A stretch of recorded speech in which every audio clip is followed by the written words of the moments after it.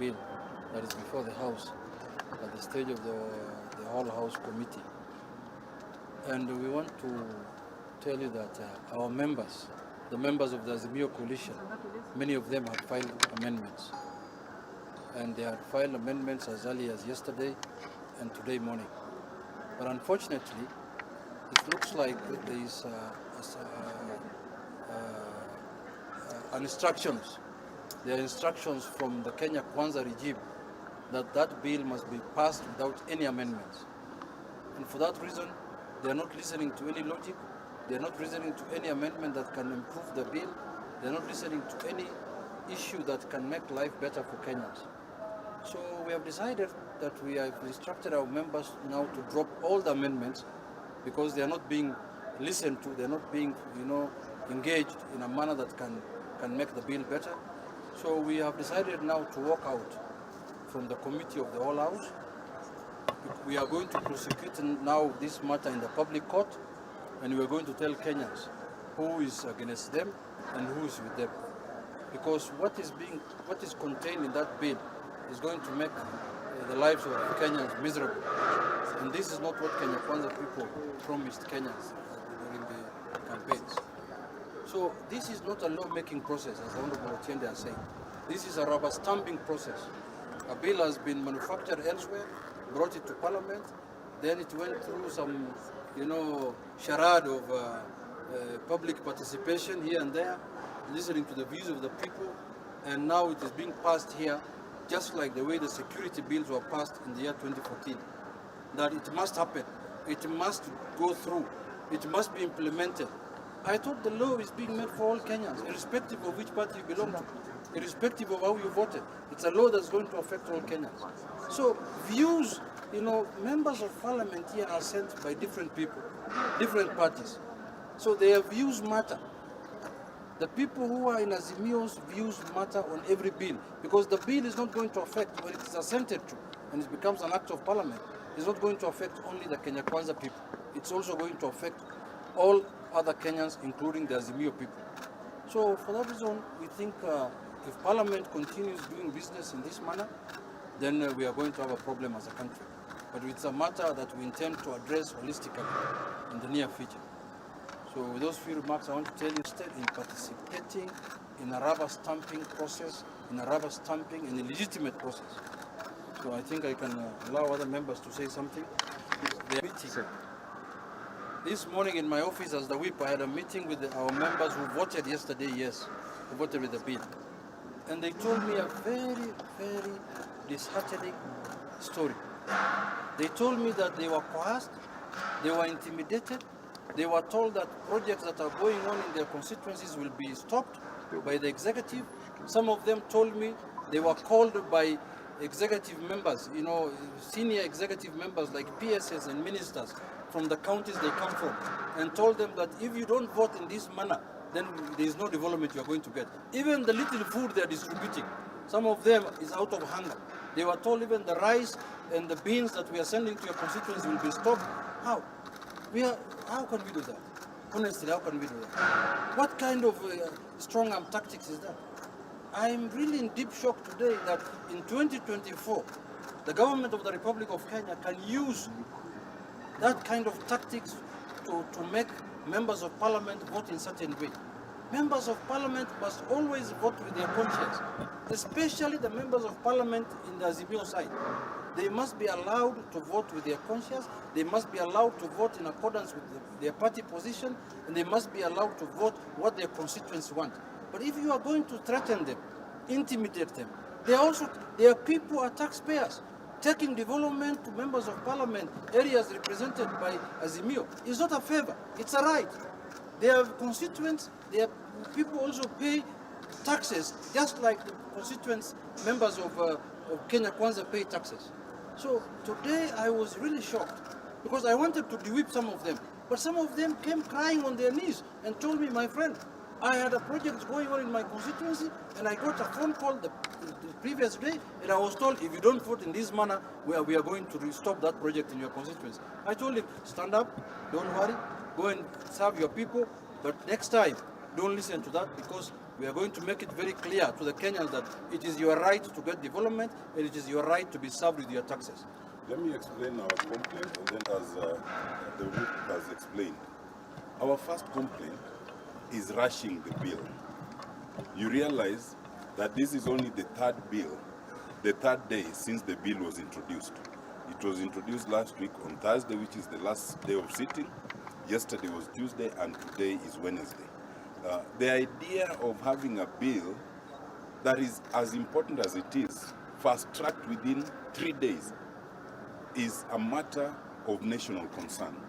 And for those of you who will watch, you will see that all of us members here who were present yesterday during the second reading were denied the opportunity. I was the only one allowed by the Speaker to speak because I had made a special intervention, so that the voices of all of us who are here, the voices of their constituents, has not been heard.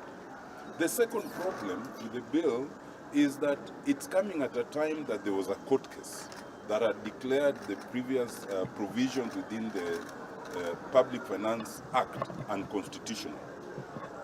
There are two bases for that. One is the need to examine whether national government can involve itself in executing housing projects.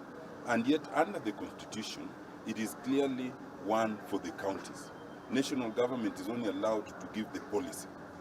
The second bit about that is the discrimination aspect of it, that those who are employed are made to pay an amount in a very clear formula. Yet those who are unemployed, there is no similarity in terms of clarity. Those two issues have not been addressed. We had thought that they would be addressed first before you come to conceiving what the bill looks like. Thirdly, it's in terms of the bill itself. As conceived, it is totally unclear on everything. It is unclear on who is to benefit. Yes, it is unclear on whether it is meant for ownership or renting. It is unclear on whether it's just for Kenyans or non-Kenyans can benefit. It's unclear on whether any of us can own 1,000 units to the detriment of others. It's unclear on so many things. So we had thought that again we would have a sit down and agree on clarity in terms of what we want. That has not been done.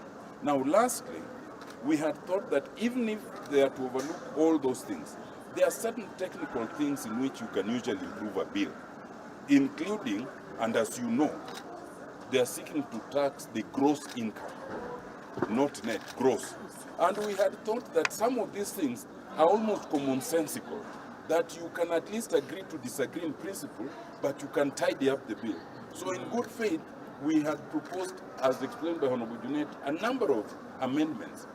But it has become clear to us that the instructions that have come is to reject everything that comes by way of proposed amendment from our side. And that brings us to our last complaint.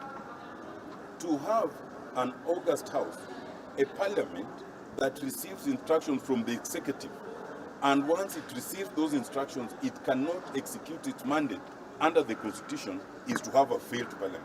And therefore, the process that is going on is purely robotic, it is meaningless, it is prejudged, it was agreed in Naivasha. And that's why we've seen no purpose in continuing to legitimize it.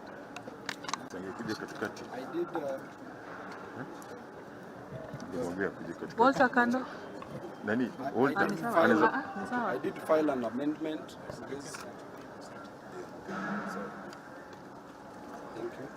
I did file an amendment to this housing levy bill that the Speaker has since denied its admissibility, and that is one of the reasons why we've decided to walk out. Number two, as we say, housing is not an issue of concern to Kenyans.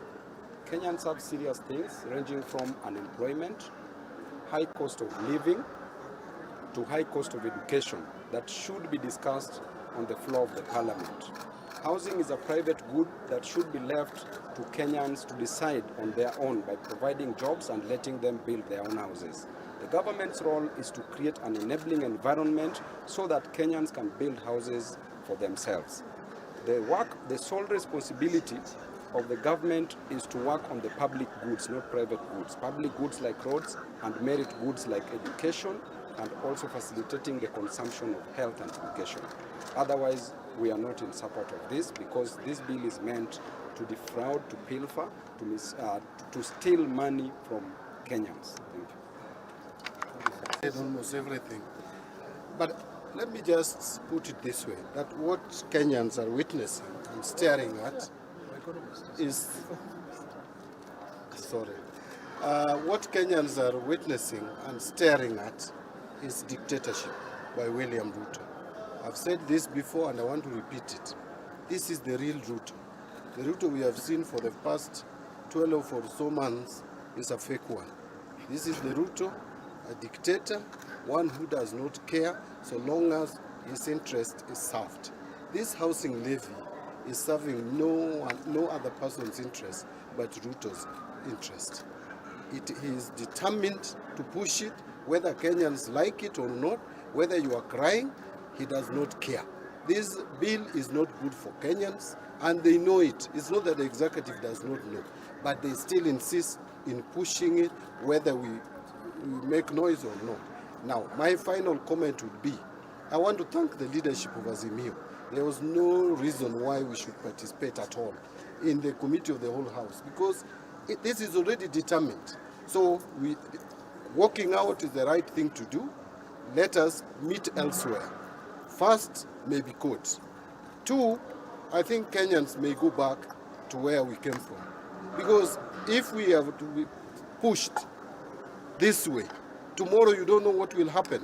Let me just mention something that is very interesting, and Honorable Chidamolo mentioned it.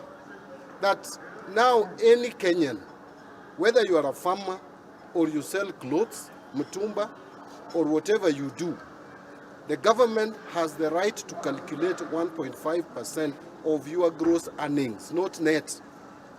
Gross earnings, and deduct that as housing levy. What we are doing is simply setting Kenyans against the KRA.